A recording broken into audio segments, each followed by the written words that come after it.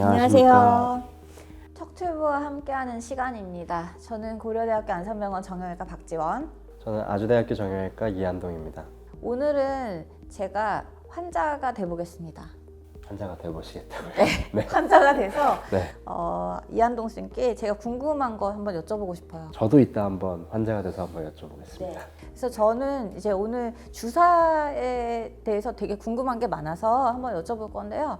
저 얼마나 자주 주사를 맞을 수 있을까요? 환자분들이 이 주사가 약간 영양제라고 생각하시는 네. 것 같은데 네. 실은 이게 영양제가 아니라 진짜 이제 염증이 심할 때 네. 그거를 이제 감해주는 목표로 사용을 해야 되는 거다 보니까 실은 이거를 뭐 주기적으로 꾸준히 맞거나 그럴 필요는 없어요. 근데 너무 아플 때 맞는 거고 근데 자꾸 아프다 보니까 이제 맞는 건데 이 주사에는 이제 스테로이드가 들어있다 보니까 이 스테로이드는 보통 한두 달 정도는 몸에서 빠져나가는 시간이 필요해서 너무 아픈 게 아니라면 한두 달 정도는 시간을 두고 맞는 게 좋을 것 같습니다. 네, 알겠습니다. 이번엔 제가 질문을 한번 해보도록 하죠. 네.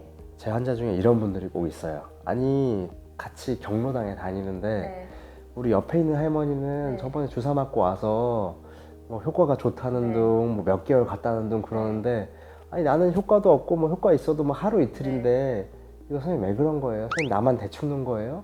이렇게 얘기하실 때가 있거든요. 이걸 좀 해명을 좀 해주시죠. 대충 놓지는 않죠. 저희는 항상 최선을 다해서 놓습니다. 근데 사람이 다 똑같지가 않잖아요. 같은 협착증이라고 해도 저는 환자한테 이렇게 설명해요. 상, 중, 하 중에서 중이에요, 상이에요 이렇게 말씀드리거든요.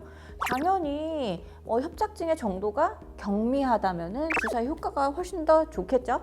근데 협착증이 너무 심해서 주사 약제가 퍼질 수가 없는 그런 분들 계시면은 효과가 아주 반감되거나 아니면은 거의 없거나 그럴 수가 있어요. 그래서 어떤 사람은 효과가 있고 어떤 사람은 없다. 이거는 정말 증상, 그러니까 그 정도의 차이다라고 얘기를 해드리고 싶습니다.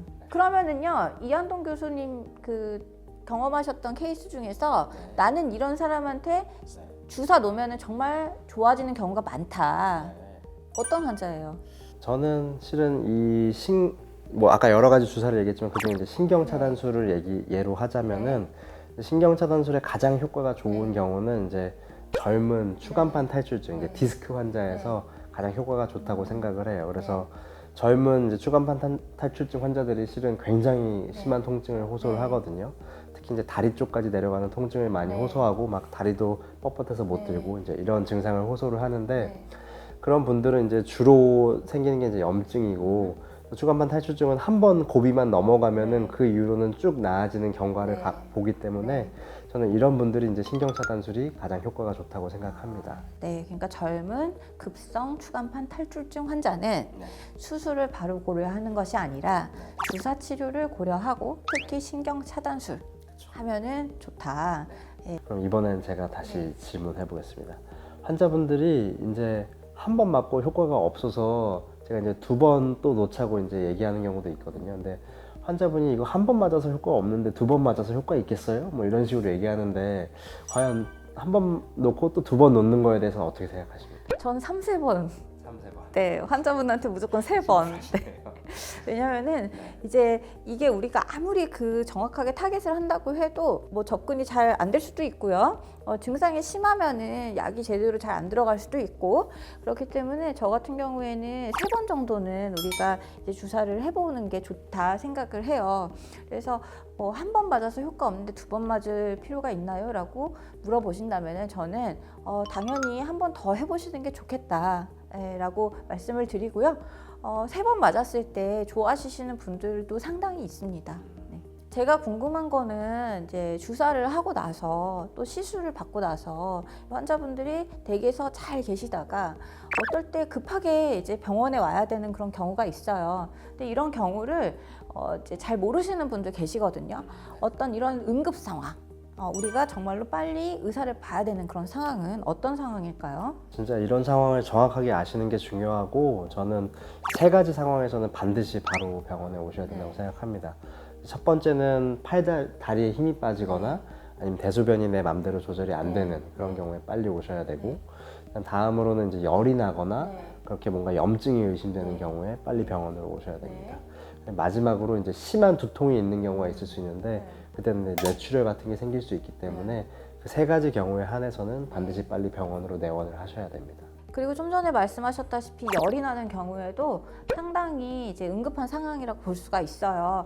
왜냐면은 우리가 바늘이 피부를 뚫고 들어가기 때문에 감염의 위험이 있습니다. 그래서 이런 여러 가지 그런 위험한 그런 사인을 조금 알고 대비를 해서 좀 필요할 때 응급실로 오시던지 의사를 보시면 좋을 것 같아요. 팔다리 힘 빠지는 경우는 왜 그런 거죠? 보통 이제 주사 맞고 팔다리에 힘이 빠지는 경우는 크게 두 가지로 생각할 수 있는데 첫 번째는 이제 약 자체가 우리 운동신경을 마비를 시켜서 이제 일시적으로 힘이 빠지는 경우인데 그건 그냥 다행인 경우고 그건 보통 이제 마취제 효과가 짧게는 6시간 뭐 길게는 하루 이틀 가니까 그 시간만 지나면 금방 회복이 되는데 가장 걱정이 되는 순간은 이제 그 신경 주위의 혈관을 저희가 바늘로 찔러서 그 피가 이제 고여서 이제 신경을 누르는 경우가 있는데 이럴 때는 이제 빨리 수술을 하거나 조치하지 않으면은 그 장애가 영구적으로 남을 수도 있기 때문에 반드시 그 원인을 감별하려면은 병원에서 이제 검사를 추가적으로 해봐야 되니까 병원으로 빨리 오셔야 합니다. 그래서 오늘은 이제 환자분들께서 대표적으로 궁금해하는 그런 질문들 서로 나눠봤고요. 대한척추외과학계 척추부와 함께하는 시간이었습니다. 저는 고려대 안산병원 박지원. 저는 아주대학교 정형외과 이한동입니다. 감사합니다. 감사합니다.